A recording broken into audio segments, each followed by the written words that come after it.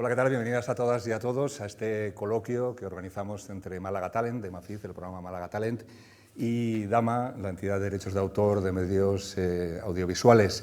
Hoy tenemos con nosotros al director de Los Aitas, Borja Coveaga. Vamos a dar un aplauso muy fuerte por el madrugón. Además, Borja fue durante 8 años presidente de Dama y la verdad es que ha dejado un legado estupendo, por ejemplo, la nueva sede que tenemos en Madrid y casi la de Barcelona, así que también desde el punto de vista institucional es importante que él esté aquí, pero no vamos a hablar hoy de Dama, vamos a hablar de Los Aitas, de cómo hiciste la película, un poco de tu carrera y de lo que vaya surgiendo, pero antes te quería dar la enhorabuena por la peli y por el Día del Padre, porque tú eres aita. Sí, y hoy es el Día del Padre. Felicidades a todos los padres. O si no habéis llamado a vuestro padre, llamadlo, por favor. Hacerlo. Y de hecho creo que bueno, el hecho de haber sido padre, tu niño tiene como 7 años, ¿no? 8 años. Sí. Creo que ha sido importante, ¿no? A la hora de plantearte esta película, que es una reflexión, bajo el halo de comedia, una reflexión sobre la paternidad, cómo ha cambiado y de alguna manera un toque de atención a los malos padres, ¿no? Sí, o los padres ausentes, o los padres... Bueno, es verdad que la película empezó como un encargo, me llama Valérie Delpierre, que es la productora de 20.000 especies de abejas, o de Verano del 93, Las Niñas, ha producido varias películas y de repente quería hacer una comedia, ¿no? Entonces me llamó simplemente para escribirlo, ella tenía una premisa en la cabeza que era la de unos padres que acompañan a sus hijas a un campeonato de gimnasia y yo ahí empecé a desarrollar algo que fui llevándolo a un terreno más personal, ¿no? Porque lo situé en los 80, en Euskadi, a una figura de padres que yo conocía, por haberlo vivido en mis carnes, esos padres, que yo soy hijo de esos padres. Pero sí que es verdad que al principio, si acepté el proyecto, era por hacer algo sobre la paternidad. Había sido padre hacía poco y me apetecía hacer algo sobre la paternidad. A partir de empezar a escribir el guión, me di cuenta de que al final hablaba más de la generación de mis padres y de cómo eran en comparación con nosotros, que no creo que ha cambiado mucho la cosa, creo que no está la cosa centrada del todo, es decir, que todavía uno sigue yendo a las puertas de los colegios y son madres las que recogen a los hijos y no tanto padres, por ejemplo, pero es verdad que sí que ha cambiado mucho y ha evolucionado mucho. En todo momento, bueno, tú esos últimos años has hecho cine, pero sobre todo has hecho series, has hecho por ejemplo, No me gusta conducir, ahora tienes en antena también la de Su Majestad. ¿En algún momento te planteaste que fuera serie? ¿En qué momento te planteas? Porque claro, ahora los creadores, los directores, jugáis con series y jugáis con películas. Yo no sé si del principio tienes que saber que algo va a ser una serie o de alguna forma la misma historia puede derivar a un formato o a otro. Bueno, pasa una cosa y es verdad que, bueno, es que es un temazo y se abre un melón curioso. Y es verdad que yo hago comedia, ¿no? Y siempre he hecho comedia. Y lo bueno de lo que tiene la comedia es que puedes hacer una comedia loca o una comedia más negra o más seca. O sea, no es lo mismo hacer Aterriza como puedas que hacer El Verdugo, por ejemplo. Es decir, que es lo bueno de este género, ¿no? Que tiene esa cosa abierta. Y es verdad que durante muchos años en España pues ha habido una tradición de comedia de éxito, pues uno piensa en Ópera Prima de Fernando Trueba o Mujeres al borde de un ataque de nervios de Almodóvar. Vamos, que siempre se ha hecho como comedia de calidad y popular. Y es verdad que yo presenté Pagafantas hace 16 años ya aquí. ¿16? 16 años, en 2009. Estuve un día en el rodaje, no sé si te acuerdas, que fue el rodaje de Pagafantas. Pues fíjate, en 2008 entonces, hace 17 era mayor, años. Era mayor. Pues hace 17 años eras ya mayor. Era mayor, tío. Ya eras mayor. Bueno, el tema es que durante esa época que varios directores hacíamos comedia, lo llamaban como, incluso salían artículos de nueva comedia española y todo eso. Entonces es verdad que era la época de Primos, de Promoción Fantasma, de Tres bodas de más, de Pagafantas también, o No controles, y se hablaba como de incluso había comedias raras, ¿no? Que Juan Cabestany hacía Gente en sitios y había como un bulle-bulle bastante interesante, ¿no? ¿Qué pasó entonces? Que de repente empezaron a hacerse remakes, que en realidad, en vez de hacer comedias originales, muchas de las comedias que se hacían en cine se hacían remakes. Entonces, por ejemplo, estas Navidades había 4 comedias en cartel españolas, las 4 eran remakes de una película francesa, de otra mexicana, de otra italiana, es decir, y eso, en mi opinión, se cargó lo del cine. ¿Y qué hicimos los que hacíamos un tipo de comedia que tenía esa mezcla de ser intención popular y autoral? Hacer tele. Y creo que de ahí salieron pues Paquita Salas, Mira lo que has hecho, Berto Romero, Vida Perfecta, Bota Juan. Entonces, es verdad que de repente la tele, paradójicamente, a mí me dicen esto cuando hago Pagafantas, que la tele va a ser, a mí me dicen que la tele va a ser el refugio autoral de mi trabajo, y no me lo creo. Entonces, es verdad que ahora mismo, cuando te planteas, volviendo a tu pregunta, cuando te planteas qué hacer, yo pienso casi primero en tele porque va a ser más inmediato. Es verdad que el cine da más satisfacciones en un sentido de que es una obra cerrada, que sabes que además la comedia es mejor si se ve con gente, ¿no? O sea, hasta ayer no estrenamos Los Aitas y yo no sabía cómo funcionaba con público.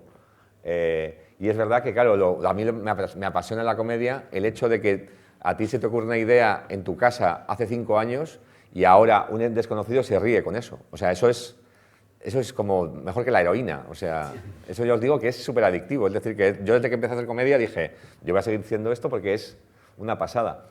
Pero sí que es verdad que claro, al final, una película como Los Aitas, que es pues una comedia pues normal, o sea, no es ni una película radicalmente autoral, ni tampoco es una comedia de estas netamente comercial a lo bestia. Lo tiene difícil, de igual manera que hace años no pasaba eso. Entonces, es verdad que la tele no solo nos ha dado esa libertad de hacer un poco lo que queremos, que nos sorprende mucho. A mí me sorprende que una multinacional como Amazon te financie tus cosas. En general. Quiero decir, no, sí, me refiero a que con esa libertad y todo eso, porque Su Majestad ha sido todo con mucha libertad, o cosas tan personales como No me gusta conducir, que es como una serie sobre cómo me saqué yo el carnet de conducir, o sea, un tema apasionante, claro. Pero que de repente eso se haga, pues te sorprende. En cambio, pues ya te digo, una película que puedes decir, jo, esto pues habrá sido fácil de levantar y todo eso, pues no lo es tanto. Porque es verdad que la comedia... A mí me han ofrecido muchos remakes y no he querido hacer ninguno porque, digo yo siempre, ningún niño o niña sueña con ser guionista de mayor para reescribir la comedia francesa del año. O sea, no, tú no sueñas con eso. O sea, es como que en realidad quieres contar, perdón por la expresión, ya que sé que estamos en streaming, quieres contar tus mierdas.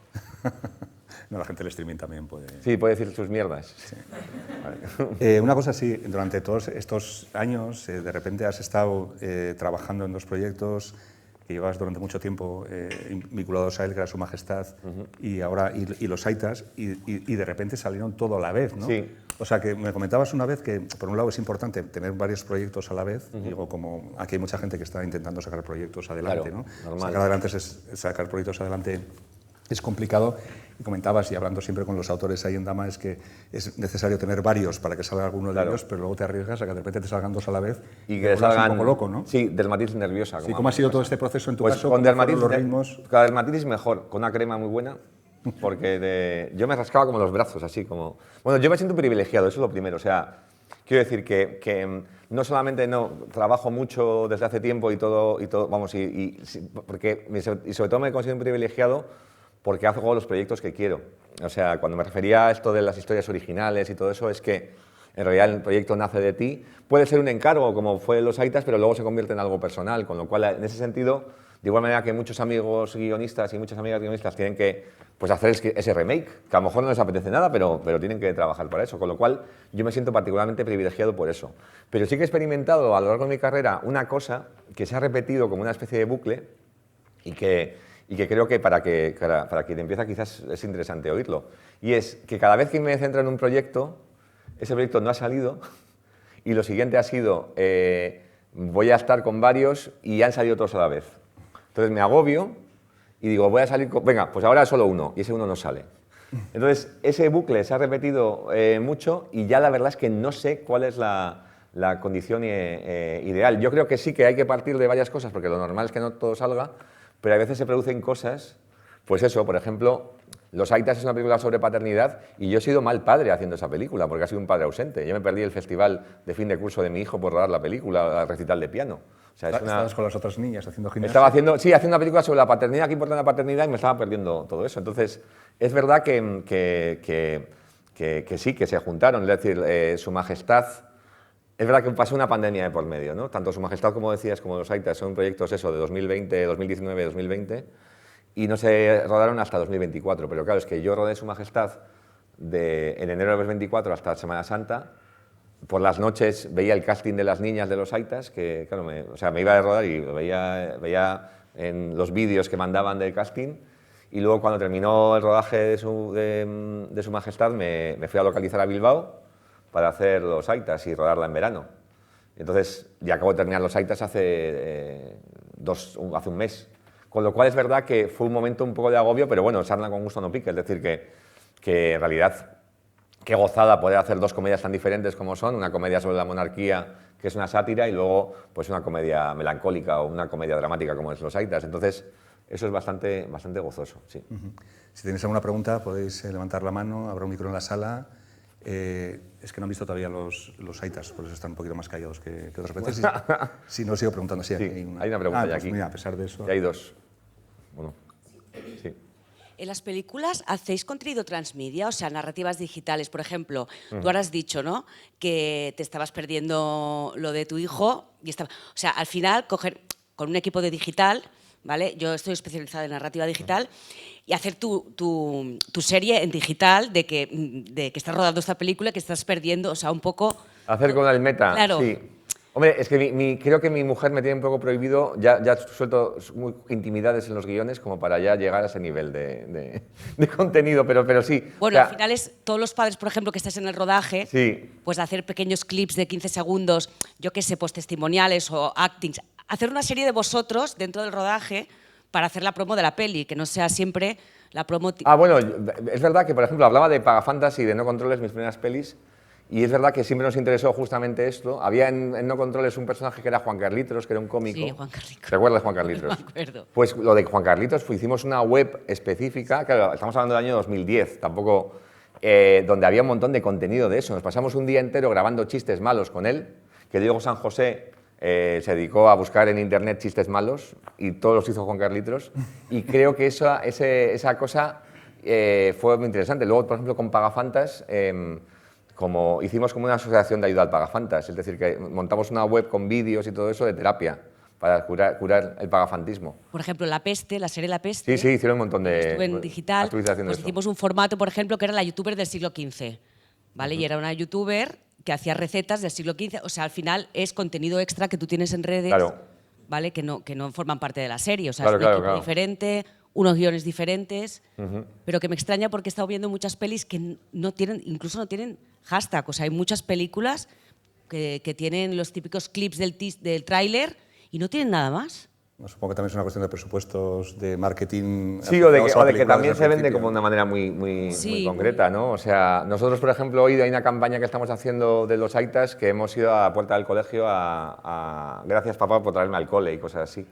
Claro, pues como los padres ochenteros, o sea, que estamos haciendo eso para que llegue a medios, provocar una noticia al respecto a eso. O sea que sí. Y que la gente está en redes al final. Claro, sí. Nada. Buen día, mi nombre es Isaac Morantu, soy de República Dominicana y allá, bueno, yo me dedico únicamente a la comedia también.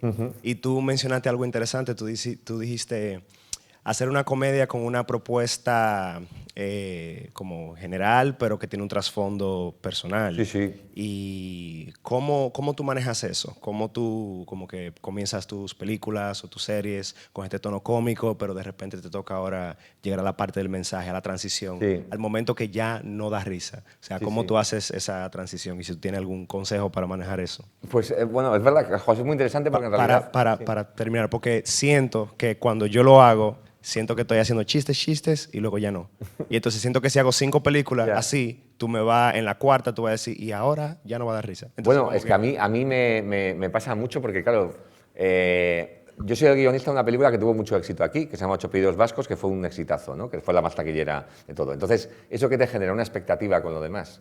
Una película como Los Aitas, que es una comedia dramática, yo ya me he encontrado muchísima gente que te puede decir, no, pues me lo esperaba más graciosa, me esperaba más comedia y cosas así. Entonces es muy complicado todo eso, ¿no? Entonces, pues, pero es verdad que si te sale de manera natural hacer eso, tampoco puedes autoengañarte. O sea, no hay que hacer la película que te pide la gente. O sea, porque en realidad es que no es la demanda. La gente quiere que le sorprenda. Hace poco oía a Domingo Corral, que es el jefazo de Movistar Plus, el que hace los originales de series y de pelis y todo eso, y le preguntaban si él manejaba mucho los datos de Big Data, de los algoritmos, de lo que veía la gente cuando le daba el stop y todo eso. Y decía que sí, pero no se hacía caso porque sabe que la gente quiere que le sorprendan. Y me alegraba de que un ejecutivo dijese eso, porque en realidad, yo qué sé, nadie le pidió, por poner un ejemplo a lo bestia, nadie le pidió a George Lucas que hiciera Star Wars. Todo el mundo se reía de él. En el rodaje se reían de George Lucas por los robots y los tipos peludos. Y fíjate, y hemos pasado al extremo, ¿no? Donde se hace una película de Star Wars y no sale de fondo el halcón milenario, el público se queja porque es un poco el fanservice a lo bestia y que en realidad creo que hay un tema con el... Claro, hay un espectador que sabe mucho de lo que... Sabe mucho de la película, porque sabe quién es el director, sabe... O sea, que se genera una expectativa y ya se ha formado una idea mental de la película antes de verla. Y en realidad le gusta o no le gusta si encaja con esa idea mental, y eso es injustísimo con el autor, ¿no? Entonces yo creo que hay que seguir intentándolo, hay que ser honesto, y si te sale hacer que la quinta no es una comedia del todo, pues seguir haciéndolo. Lo que pasa es que es verdad que te vas a encontrar con, venga, cuenta el chiste, es como los grupos que tienen un hit y si no lo tocan en un concierto, la gente se pone de mala leche. El concierto estuvo mal. Pero es verdad claro, que desde luego, yo os decía antes que no hay nada más maravilloso que un chiste sea reído años después, pero sí que es verdad que uno se debe al público, pero tiene que tener una relación un poco de hacerle caso o no caso, porque creo que lo que quiere el público es que le sorprendan. Y es verdad que cuando hay una capa de honestidad y cuando hay una capa de sinceridad, yo creo que se nota, ¿no? O sea, cuando ves que alguien imposta un poco, es un poco falso a la hora de un tipo de película que hace y todo eso, se nota, con lo cual yo creo que hay que ser honesto. Y aparte, hay una cosa que sucede, yo estreno la película el viernes, no sé si será un éxito, un fracaso, o sobre todo el mayor peligro es que sea irrelevante, porque se estrenan 15, 16 películas a la semana, 20 series se ponen, y lo más natural es que no seas un fracaso, sino que directamente, yo cuando hice No Controles me preguntaran, ¿y cuándo, después de Pagafantas, cuándo estrenas? Y yo, si estrenas hace un mes, ¿no te has enterado? Eso pasaba, eso era durísimo. Y suele pasar mucho, pero es verdad que claro, hay una cosa que dice Fernando Castells, el guionista argentino, que dice, se pone el mismo empeño, ganas y esfuerzo en un éxito que un fracaso. Y eso es así. Y es el momento adecuado, en el sitio adecuado. Yo he hecho de todo, en el sentido además de que muchas veces el fracaso ha ayudado más. Y esto sí que, no sé si es consejo, pero es una vivencia. Yo hacía un programa en la televisión vasca, que era una televisión autonómica de una zona de aquí, que se llama Vaya Semanita, y que fue el precedente un poco del humor de chistes sobre vascos y cosas así. Es decir, que fue un programa de mucho éxito local, ¿no? Y es verdad que había allí un problema de terrorismo de ETA que hacía que Euskadi fuera un hervidero en ese momento y que nadie había hecho humor con eso, ¿no? Nadie había hecho humor con el terrorismo y cosas así. Entonces, el programa nos lo iban a quitar y dijimos, ¿y si hacemos chistes con el terrorismo? Porque que nos quiten lo bailado. O sea, como nos van a quitar, mejor ya empezamos a hacerlo y así pues lo haremos y será un poco de inconsciencia juvenil. El caso es que el programa, a raíz de eso, empezó a subir de audiencia. Con lo cual, el fracaso, el hecho de no tener audiencia en los primeros programas que estaban a punto de echarnos la patada cada semana que se emitía el programa, el hecho de que fuera un fracaso sirvió que fuera un éxito. Con lo cual, esta profesión es una locura. Yo cuando empecé pensaba que el éxito tenía recompensa, luego me di cuenta de que después de mi mayor fracaso me ofrecían el mejor contrato, o sea, no entendía nada. Pero bueno, lo bueno es que relativizas, ¿no? Porque si tienes un éxito tampoco es que vayas a ser así como que la siguiente película te dan un cheque en blanco, pero si tienes un fracaso tampoco te van a... Y eso no está mal tampoco. Gracias. Nada. Es optimismo.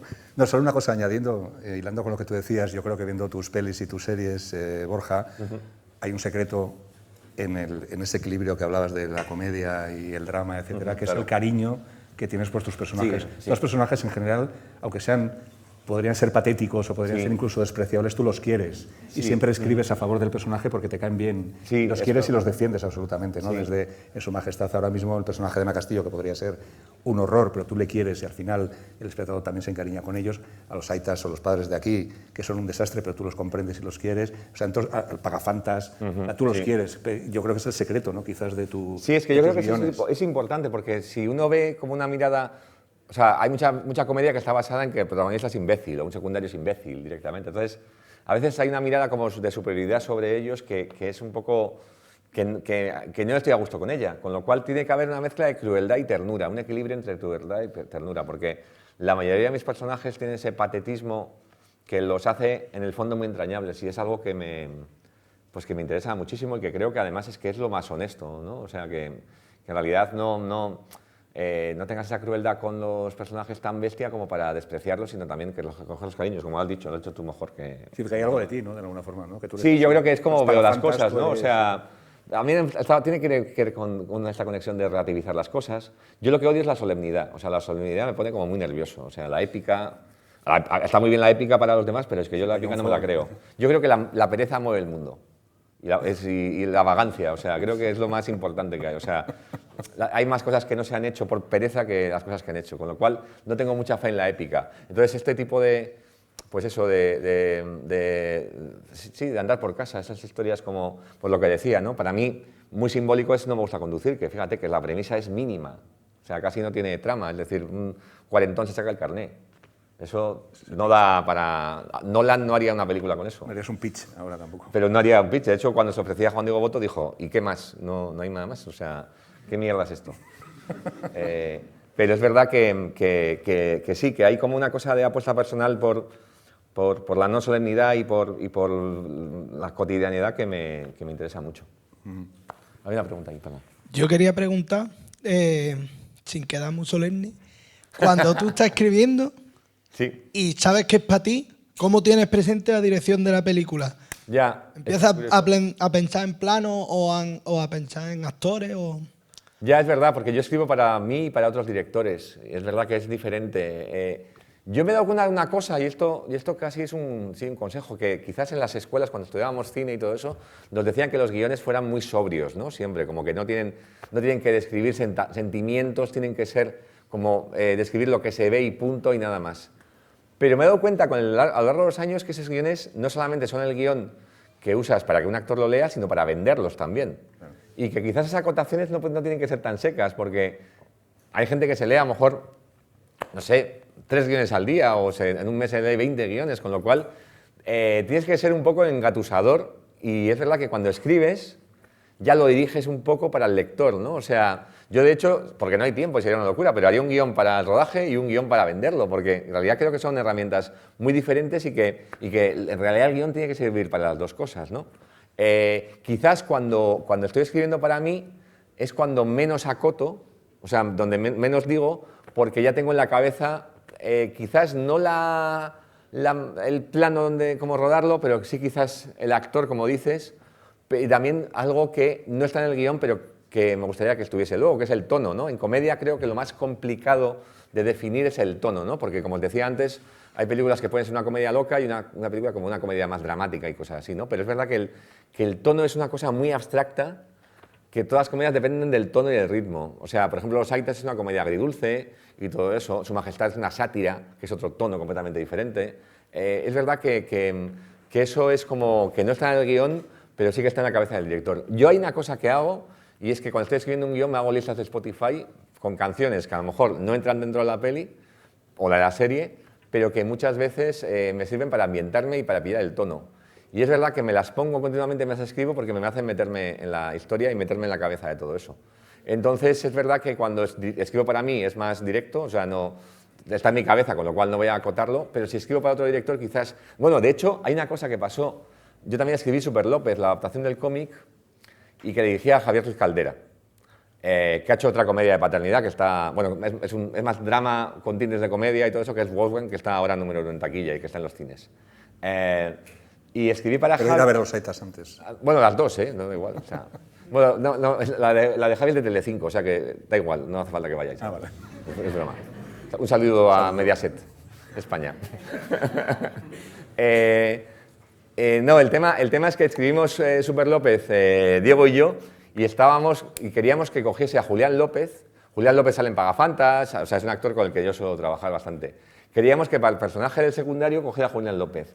Y lo escribimos, sin decírselo a Javi, para que solo pudiera hacer Julián López. Como si fuera un texto subliminal que lo leías y decías, esto solo puede interpretarlo Julián López. No dijimos a Javi, coja a Julián López. Lo escribimos, con lo cual es el poder de la palabra, el poder de la palabra para inocularle todo eso. Entonces al final lo hizo Julián López.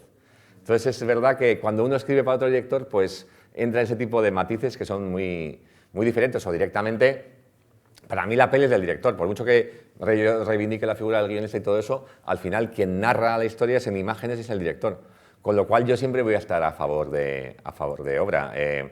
Y siempre, si el director es guionista además, que escriba la última versión. Por ejemplo, se acaba de rodar ahora otra peli que es un poco el reverso tenebroso de Los Aitas, porque va de paternidades, que se llama Altas Capacidades, que va de padres buscando colegio para su hijo, que va de paternidad también, pero es mucho más oscura, que la dirige Víctor García León, la hemos escrito juntos, y la última versión de guión la ha escrito él, porque sé que va a dirigirla y sé que quiere tomar ciertas decisiones. Yo he ido a rodaje a saludar y he ido a un par de ensayos, pero el director es la peli ya cuando ya se empieza a rodar en su terreno. Considero que es importante además que se sienta como dices, tú haz lo que quieras porque tú la diriges. Sí, además que me imagino que un guionista / director molesta más en el rodaje, ¿no? O sea, porque... Sí, yo es verdad que me apetecía ver los ensayos, me quedé súper tranquilo. O sea, lo que haces es como tranquilizarte. Dices, bueno, está bien esto. El actor está bien elegido, todo eso está bien. Pero es verdad que en un rodaje haces muy poco. Yo la última, fui al rodaje con mi hijo para que comiera el catering, que es lo que más le gusta del cine. ¿Te gusta el cine? Me gusta el catering, dice él. Y aparte que mi hijo es muy crítico conmigo, ¿eh? Esta le ha gustado, los Aitas le ha gustado, pero... Te iba a preguntar, ¿le ha gustado? Porque sé que... Sí, le ha gustado. Y aparte el otro día pasó... Tu hijo y tu madre, que son tus críticos así de referencia. Sí, mi hijo y mi madre que... Bueno, a ver, hay una cosa con mi madre, además, que me acuerdo... ¿Conocéis una serie que se llama Poquita Fe, que está en Movistar, una comedia muy, muy graciosa? Sí, sí, sí. Entonces, yo la vi... bueno, salgo en la segunda temporada por la razón por la que voy a contar ahora. Yo la vi, claro, yo había trabajado además con Montero y Maidagán, hicimos... Justo antes de Cristo, su serie anterior, que era de romanos, una comedia de romanos, con Julián López, precisamente. Y le dije a mi madre, tienes que ver Poquita Fe, que te va a encantar y todo eso. La volví a ver con ella y mi madre, yo no he oído reírse con algo mío así en la vida. ¿Sabéis lo humillante que es que tu madre se caiga del sofá de la risa con una cosa ajena y contigo bien? Pero eso. Entonces, eso me ha llevado a querer salir en Poquita Fe, hago de portero de finca en una escena. En la segunda temporada. ¿Es tu primera aparición? No, ya ha aparecido más. ¿Unos cortos? Sí, no, salí en Museo Coconut. ¿En cuál? En la serie de Los Chanantes, Museo Coconut, hacía el crítico de arte también. Vale. O sea, que ya tienes... Y en 735 de Vigalondo hacía de camarero. Vale. Sí, bueno, no me acuerdo, pero sí. Sí, salía. Bueno, lo que quiero decir es que mi madre es eso, que hay cosas que hago que le gustan más o menos. Tanto a mi hijo como a mi madre, a los Aitas le ha gustado, pero mi hijo no me gusta conducir, no hacía ninguna gracia. Me decía, a ver si la siguiente te sale graciosa. Es un cabrón. Feliz Día del Padre, o sea, fíjate. Pero bueno, eso te baja a tierra. Sí, me baja a tierra, aparte que es verdad que de igual manera que durante mucho tiempo pues escribía comedias que tenían que ver con lo vasco y cosas así, era como el tema, tanto que cuando Riku Urbizu, que es mentor, bueno, amigo y buen director y todo eso, había visto eso, Vaya Semanita, 8 apellidos, negociador... Vio Fe de Tarras y dijo, he visto Fe de Tarras, ya vale, ¿no? Porque claro, estaba machacando bastante el tema. Es verdad que ahora, pues el tema es la paternidad. O sea, de ETA a la paternidad, pasando por la monarquía. Sí, ¿había alguna otra pregunta por aquí? Sí, ahí. Soy yo de nuevo. Sí. Bueno, te escucho mencionar que tú eres autor, pero también escribes para otros directores. Sí. Entonces, te pregunto cómo tú manejas esa parte, porque yo como que no lo he hecho para otra persona, pero como ahora mismo lo que yo he trabajado es muy autoral para mí, entonces no me imagino yo como escribiendo para otro director y como que dale, pues ya tú sabes, paso por el Sí, te entiendo perfectamente. O sea, ¿cómo tú manejas eso y cómo te sientes al final? Yo creo que lo llevo relativamente bien porque sé justamente que es la cosa del director. Es verdad que yo empecé a escribir para otros directores por una circunstancia un poco casual. Bueno, yo siempre me he considerado un mejor guionista que director, pero como me dijo mi hijo, le dije, a lo mejor escribo más y dirijo menos, dejo de dirigir porque se me da mejor escribir y todo eso. Y mi hijo me dijo, tú tranquilo, tú sigue dirigiendo porque yo juego muy mal a fútbol y sigo jugando. Con lo cual me estaba llamando mal director, un poco autocrítica de él, bueno, es todo 8 años. 8 años, sí. Tu hijo es todo un comediante. Sí, bueno, un dictador más bien. De hecho, tengo una idea de un guión, si es que ya es todo paternidad. Un padre que descubre o empieza a sospechar que su hijo es la reencarnación de Hitler.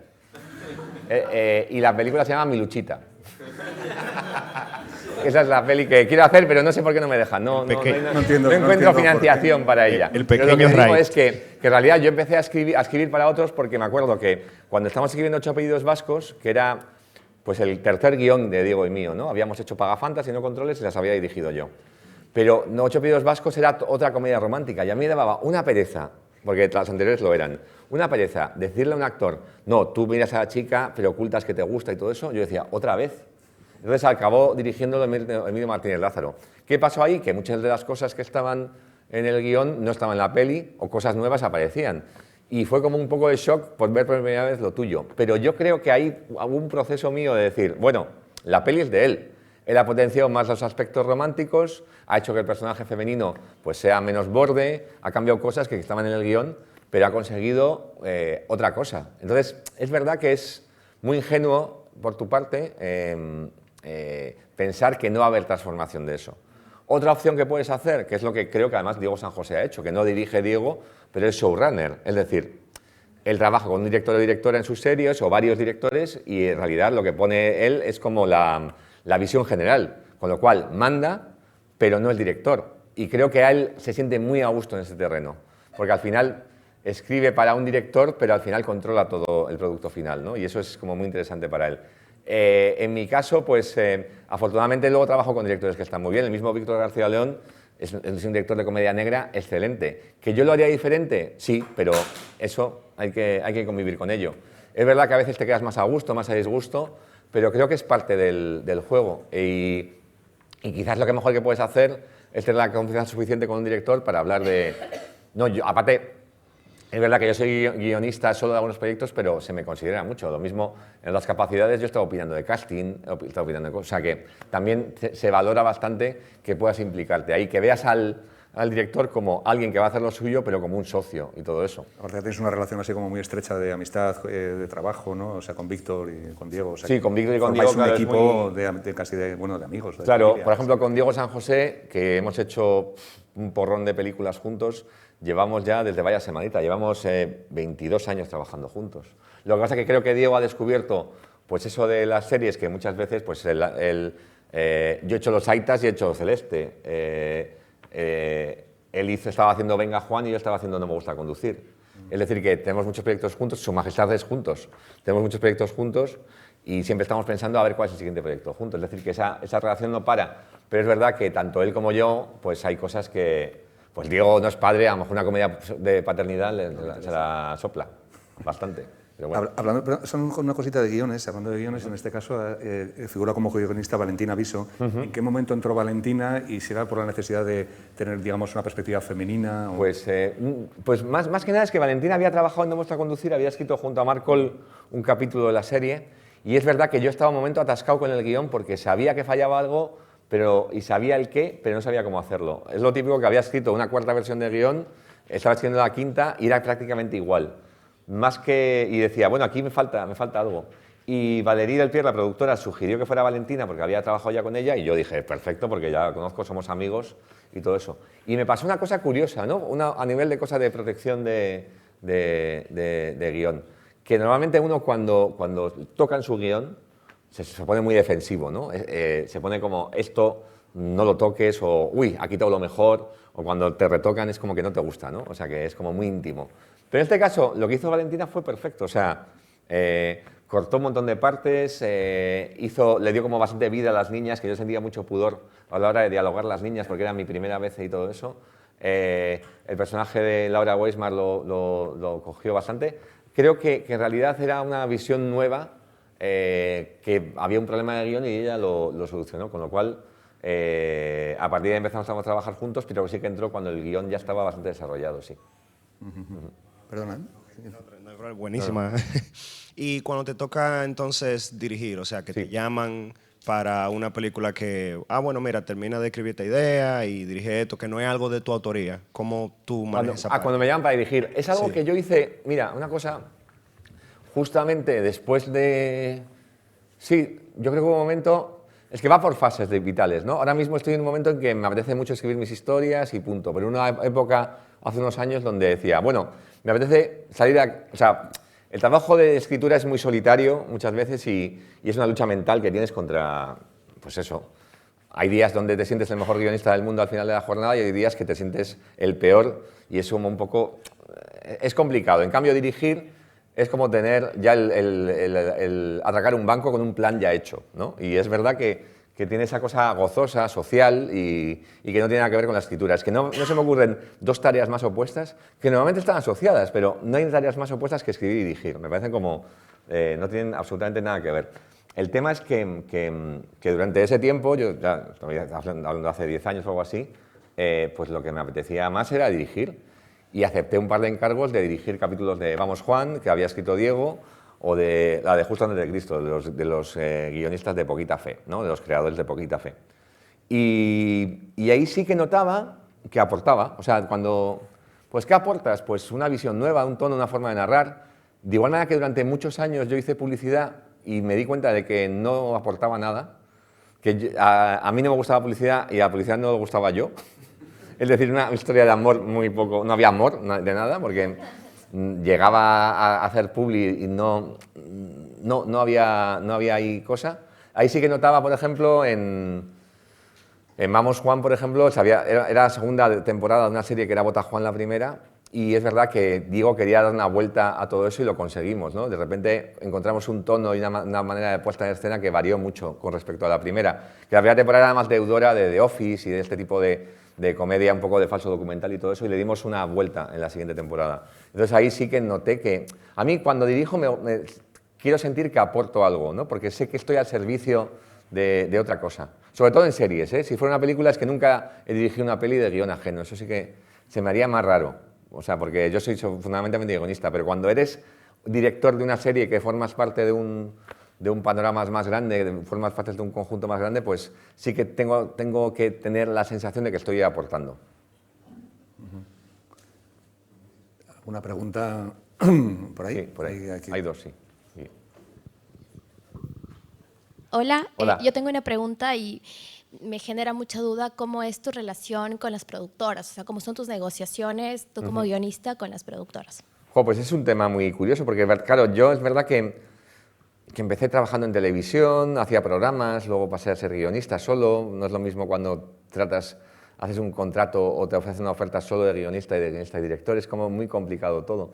Yo es verdad que también, junto a Nacho Vigalondo, Coldo Serra, Naikari Piña, Borja Crespo, que son mis socios de una productora que se llama Sayaka, donde siempre participamos de alguna u otra manera en la mayoría de las cosas que hacemos. Bueno, no sé, por ejemplo, Nacho acaba de hacer para los Javis una serie sobre Tamara y todo eso y tal, y lo ha hecho para ellos, con lo cual han aceptado un encargo. Es decir, que de igual manera que Coldo Serra es más directora además y está haciendo Reina Roja y acepta más encargos, yo como soy guionista genero más proyectos que nacen de nosotros, ¿no? Es decir, que se pueden dar muchas circunstancias. Uno, por ejemplo, en el caso de Los Aitas, que fue Inicia Films la que me llamó para escribir el guión y luego entramos nosotros porque la coproducción vasca era buena. Pero hablando, aparte de esa circunstancia que tiene que ver con que me implico también en la producción de las pelis, cuando recibo un encargo de... Bueno, es que me ha pasado hace poco, que recibes un encargo de un guión y tienen que mandar el contrato no llega, quieres empezar a escribir, pero no empiezas a escribir. También a veces empezaba a escribir y el contrato no se ha firmado, con lo cual me he comido con patatas lo que he hecho. Es decir, que es complicado, es que creo que los... No sé, es que es difícil de describir una circunstancia general porque cada caso es muy específico. Sí que es verdad que normalmente siempre me han llegado contratos que ha habido que tocar, porque normalmente la primera versión de un contrato que te llega de una oferta te quita todos los derechos y cosas así, es una cosa así, con lo cual creo que es muy importante que además se hacen con las asociaciones de guionistas o entidades de gestión que son revisiones de tus contratos, ahí te puede ayudar muchísimo un abogado. Y es verdad que es muy diferente también el contrato que te llega para dirigir tú la película que si es un encargo de guión. Yo cuando es un encargo de guión para otro director o para otra cosa, quizás tengo una flexibilidad mayor a la hora del trato, ¿no? Porque digo, bueno, en realidad yo aquí simplemente sirvo, ¿no? O sea, yo soy sirvo para el director. Yo siempre le digo al director que yo voy a hacerte caso a ti, no a los productores. Eso también es verdad. Porque es verdad que a veces los productores creen que te pueden decir a ti, pero yo es verdad que estoy muy al servicio del director porque también soy director, con lo cual ahí van a tener una especie de corporativismo. Pero es verdad que cada circunstancia es diferente, ¿no? Es decir, que si yo voy a dirigirlo voy a tener que tener más control de todo. Entonces, sí que en ese trato con los productores, no solamente a nivel de contrato, sino también a nivel de quién toma las decisiones y todo eso, voy a querer un equilibrio, ¿no? Pero es verdad que con los años creo que he sido cada vez menos cabezota y más permeable y más colaborativo, ¿no? Porque yo creo que cuando empecé a hacer comedias tenía unas ideas muy claras de cómo debían ser las cosas, pues interpretarse de tal manera y todo eso, y esas certezas con el paso del tiempo se han ido yendo, con lo cual yo rara vez ahora mismo tengo conflicto con los productores o lo que sea porque estoy en el medio más colaborativo. No sé si he contestado tu pregunta o ha sido un mix. Sí, ha sido un mix, pero... Bastante sí, bien. Bastante claro. Bueno, vale. Gracias. No, y dando con esto, ¿a ti ¿Tú crees que te facilita, digamos, la carrera, la vida, El hecho de que tengas una imagen de marca. Tú tienes una imagen de marca. ¿Y cuál es la imagen de marca? No, la comedia. Ah, la comedia, sí, vale. No imagen de marca No, tienes una imagen de marca, está asociada a la comedia, y si alguien piensa, queremos hacer una comedia a un productor, es posible que cuenten contigo, ¿no? En eso es más fácil, o por otro lado puede ser más limitante, porque a lo mejor igual en algún momento te has querido salir de la comedia y te va a ser muy... por ejemplo, es eso, como decía, ¿no? O sea, un éxito tan brutal como Ocho apellidos vascos te condiciona mucho, y claro, lo que esperan es que hagas eso, y cada vez que haces una comedia que sale un poco más de eso, como negociador de los aitas, pues te encuentras con esa expectativa que choca. Pero sí que es verdad que al fin y al cabo lo que hace tu trabajo es que hace que te llamen más y que si quieren un tipo de comedia determinada te llamen a ti para desarrollarla, ¿no? Y eso sí que es verdad que al final, de igual manera que si quieren un thriller le llaman a Rafa Cobos, o quieren una comedia le llaman a Diego San José también. Eso es verdad, es así. Teníamos... Ahí aquí, sí. Está aquí.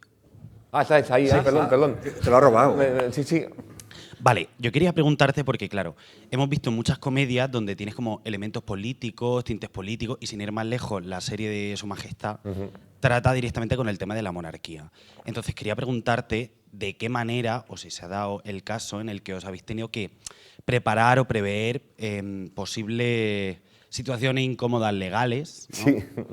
Y bueno, ¿cómo habéis trabajado eso? Claro. ¿O si ha habido como un equipo de asesoramiento legal o cómo se ha gestionado un poco todo este tema? Preguntas y respuestas preparadas. Sí. No, siempre lo hay. O sea, hay algo que ha pasado con la llegada de las plataformas a que produzcan contenidos en España, por ejemplo, que tiene que ver con que ven la letra pequeña muy clara. Es decir, que de igual manera que antes podía sacar marcas o podía aparecer cualquier nombre o cosas de esas, todos los guiones, incluso las localizaciones, yo he ido a localizar con abogados para que no salga un tal graffiti o cosas así. Es verdad que nos hemos metido, ya que esas series se venden a todo el mundo, a una prevención bestial, con lo cual cada cosa se repasa. ¿Qué sucede? Que hay abogados que son más conservadores y otros que son más sueltos. Yo he tenido series donde no he podido meter un nombre que era súper inocente porque el abogado de ese momento era que es alguien que estaba como, en caso de duda no lo pongas. Pero en Su Majestad había cosas que yo decía, esto no va a pasar ningún filtro de abogado, y que han pasado. O sea, en la serie se dice, por ejemplo, hay una escena donde es que lo describes y es como fuerte, pero bueno. El Consejo General del Poder Judicial, es decir, el Tribunal Supremo y todo eso, va a meterse rayas de farlopa al picadero del rey. Esa es la sinopsis. Entonces, cuando uno de los jueces está ahí con esta, dice... esto no viene cortado con nada, es más sano que un Red Bull. Yo pensaba, bueno, esto nos lo van a quitar, o sea, a la primera de cambio va a venir legal y todo eso. Cuando vino el guión repasado, claro, no, ni siquiera nos llega el guión repasado, te llegan las notas, ¿no? Y yo pregunto, oye, ¿los Red Bull no sale? Y dice, sí, la abogada ha dicho de hecho a parodia y todo eso. Y esa abogada, pues, vamos, era bueno, y no ha pasado nada ni nada, pero es verdad que claro, que dependes un poco del abogado que sea.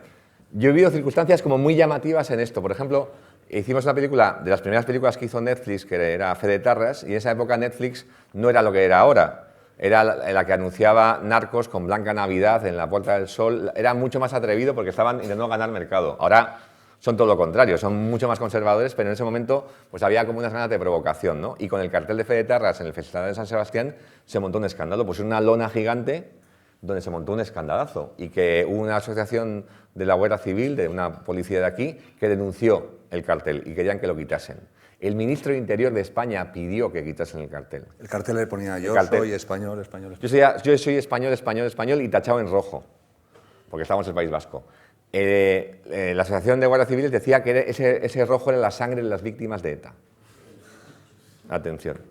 Pero bueno, la Fiscalía no admitió, que de hecho emitió un texto que yo me habría encantado firmar porque era mucho más brillante de cualquier defensa que podría haber hecho yo, hablando del derecho a la parodia. Además decían, juez, que en San Sebastián se ha puesto en un sitio donde ha muerto gente cerca. Y la Fiscalía decía, es que desgraciadamente en San Sebastián ha muerto mucha gente, con lo cual cualquier sitio ha sido asesinada gente de cerca, no muerto. Entonces es verdad que esa circunstancia fue lo más cercano a algo fuerte que he vivido. Lo que pasa es que luego se estrenó la película y no pasó absolutamente nada. El escándalo desapareció porque la película era muy blanca. Entonces, claro, yo creo que nos vino mal en ese caso, y es un caso particular, el hecho de que el cartel y la provocación de uy, ¿qué va a pasar con esta película? El ambiente se caldeaba y cuando se vio dijo, pero si esto es Disney. Y entonces es verdad que que de igual manera que hemos tratado temas, Diego y yo, que tienen mucho que ver con lo rompedor, lo que no se habla y todo eso, pero no hay un instinto de provocación, hay siempre ganas de poner en pantalla lo que ves en la calle y no ves en pantalla. Por ejemplo, en Pagafantas la gracia creo que estaba en mostrar lo que es una cobra, ¿no? O sea, eso de que intentas dar un beso y se te retiran. Yo lo había visto muchas veces, o lo había vivido en la calle, era muy presente, pero no lo había visto en una película. Entonces, lo que teníamos ganas nosotros, más que pues, hablar de comedias de la monarquía, no hay, o el tema de ETA y todo eso. Entonces, es verdad que sí, que las plataformas nos han hecho prevenir mucho, pero por otro lado también la operativa que hemos hecho siempre ha sido un poco la ambigüedad. En Vaya Semanita, una de las cosas graciosas es que no había parodias de políticos concretos, sino que hablabas un poco de lo social, de cómo afectaba lo social a la vida cotidiana, ¿no? Cómo de repente cambiaba la circunstancia que dijeras Egunon o buenos días o llevaras un periódico determinado debajo del brazo. Entonces, es verdad que éramos muy ambiguos y creo que en Su Majestad también somos muy ambiguos. Entonces, esa ambigüedad nos salva un poco porque sí. Hombre, en Su Majestad, o sea, los políticos puedes hablar de cualquiera, pero en Su Majestad la referencia solo hay una, o sea, que tampoco está... Bueno, hay varias, ¿eh? O sea, puede ser una Victoria Federica, puede ser Froilán. Ah, bueno, sí, claro. Puede ser Estefanía de Mónaco, que es una princesa de los 90, o todo eso que era tal. Pero es verdad que no... Claro, es que Su Majestad el problema es que en realidad no hemos querido hacer una parodia total, entonces es una sátira, pero que humaniza a los personajes. Y entonces todo el mundo tiene una opinión de la monarquía, con lo cual el antimonárquico va a decir, joder, lo blanquea. Y en cambio el otro va a decir, joder, ¿cómo se mete con estos? No sé, ¿En Zarzuela la han visto o no? ¿En Zarzuela la...? Pues yo supongo que sí, son muy cinéfilos. No habéis tenido ninguna...? No ha llegado absolutamente nada, pero es verdad que si uno piensa en la reina Leticia, que lo habrá visto seguro, es verdad que no ha reconocido a su hija, ni a ella misma en eso, sino porque nosotros hablamos más de la familia Marichalar, por así decirlo. De la familia que ya no es familia real, ¿no? Sí, bueno, sí, de que es la familia del rey. La familia, no la familia real, sino la familia del rey. O sea, sí que estaba mucho en mente. Lo que pasa es que el problema es que van tan a tope que no puedes seguirles, porque si haces el jueves o haces Polonia, el programa de TV3 de parodia, igual que hacíamos en Vaya Semanita, ves una noticia del miércoles y el jueves haces un sketch. Pero aquí hay una serie que lleva más tiempos, es que una semana en que le habían pillado a Froilán en una redada en una sauna after con cocaína rosa. Al día siguiente se habían enterado también de que Victoria Federica, conduciendo por el barrio de Salamanca de Madrid, el barrio Pijo de Madrid, había destrozado un montón de espejos retrovisores de una línea entera de coches. Dices, y estábamos escribiendo y decíamos, no nos da. O sea, quiero decir, si haces un programa semanal, puedes hacer la parodia, pero si no tienes que hacer algo más general y más abstracto, ¿no? O sea, tiene que ser... porque no puedes seguir la actualidad en una serie de televisión, como este caso, que empezó a escribirse en 2019 y se ha emitido en 2025. Entonces, es verdad que se te caduca a la mínima, ¿no? Ya en Vaya Semanita nos jugábamos mucho porque decías, joder, estoy haciendo un chiste de ETA este miércoles y a lo mejor el jueves, 10 minutos antes de que se emita el programa, hay un atentado superbestia que hace referencia a eso. Entonces, también eso era muy, muy arriesgado. Pero afortunadamente, pues no pasó. De hecho, cuando fue el 11M y pensaban que era ETA, es el único día que no se emitió Vaya Semanita. Porque pensaba que había sido ETA. Sí. Bueno, luego se vio que no, pero es lo que había pasado. Aquí vemos. Yo quería insistir un poquito sobre el tema de Su Majestad, sobre todo. El tono que encontráis a nivel de tanto de sátira como de parodia de todos los estamentos de poder de España. O sea, me parece que habéis encontrado el punto exacto de decir barbaridades, de hacer comedia con la barbaridad, con la exageración, pero que te lo creas. Sí. O sea, que tú como español, tú ves la escena de los jueces comiendo y todas las barbaridades que dice, te parte del culo, porque es que te ríes mucho, pero dices, pero es que lo que me río es de que creo que probablemente en petit comité eso sea así. Entonces, ¿cómo planteáis eso de decir hasta dónde llegamos para que, si es buscado el hecho de que sea creíble, o si tendéis más exageración y ha sido casualidad? Pues claro, no, es verdad, es que el tono era muy delicado en este caso porque justamente, como decía, no queríamos hacer una caricatura y parodia y ya está, porque eso te aguanta, pues a lo mejor en un programa de tele, que es semanal o algo más directo, pero algo que es una narración y una serie que teníamos muy preocupados. Sí que había como una visión, y es verdad que no queríamos hacer una comedia especialmente loca, sino que estaba lo del realismo y que se fuera creíble, estaba muy presente. No queríamos hacer que fuera una infanta, una princesa muy tonta, ¿no? Como que habría sido lo más obvio, ¿no? Conocer a alguien que es torpe, que dice tonterías, que todo eso. Entonces, eso nos llevó a ser muy realistas. Hablas del capítulo de los jueces y me acuerdo que estábamos Diego San José, José Pérez, el tercer guionista y yo, que dijo José en el momento, creo que fue José el que dijo, oye, el tema, hace muchos años, lo de los jueces, hay mucho tema político hablando de los jueces y a lo mejor en los siguientes años más. Y claro, ha llegado un momento donde todas las portadas de los periódicos van de la politización de los casos judiciales y cosas así, que justamente, pues eso, ¿no? Raperos condenados también, por otro lado, y así. Entonces, sí que es verdad que había una ansia de apretar las tuercas en cuanto a momentos icónicos que teníamos en la cabeza, pues cuando ella pincha el himno de España versión tecno, o cuando usa un cómico y va a buscarle al teatro para decirle te voy a meter un palo, o sea, esas cosas que teníamos como claras que iban a pasar, o cuando ella ve un ninot suyo ardiendo, que teníamos claro que iban a pasar, pero es verdad que el realismo estábamos muy pendientes de que por lo menos la serie no tuviera trazo grueso a la hora de hacer eso. Es verdad que hay cosas que son más exageradas, pero más exagerado es Froilán con cocaína rosa en una sauna after, efectivamente. Tenemos tiempo para una última pregunta. Sí. Sí. Aquí había una, creo que había una antes. Bueno, pues aprovechando que es la última pregunta, te quería preguntar un tema más general en cuanto a cómo es el género de la comedia en España, porque a mí me causa mucha curiosidad cuál es tu opinión respecto a cómo se trata la comedia en España, todos los contenidos que se hacen. ¿Crees que en algunas ocasiones deberían de ser más atrevidas las comedias y tratar temas incluso más profundos como puede ser de Su Majestad? Porque a mí a veces me da la sensación de que la comedia en España a veces necesita ese puntito de un poquito meterle más caña en algunas ocasiones. ¿Cuál es tu opinión al respecto?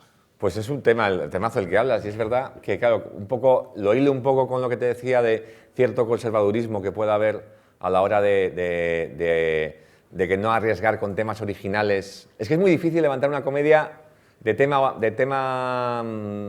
otro tema, o sea, lo tienes fácil si haces una película familiar que ya es un remake de otra película, eso es muy fácil, porque en realidad hay como mucho miedo, porque creo que la comedia es el género más arriesgado que hay, porque un drama lo pones, no gusta y no se nota. Una comedia no te ríes y la bola de heno que hay en la sala, los grillos sonando son tremendos. Entonces la comedia es muy arriesgada porque a la mínima te vas a encontrar gente que te dice, no, a mí no me hace gracia. Incluso con las series que más éxito, las pelis que más éxito he tenido, yo me he encontrado con gente que dice, pues no es gracioso. O sea, eso es lo habitual, porque la comedia, lo bueno que tiene es que genera un sentimiento como muy sincero, ¿no? Te ríes o no te ríes y ya está.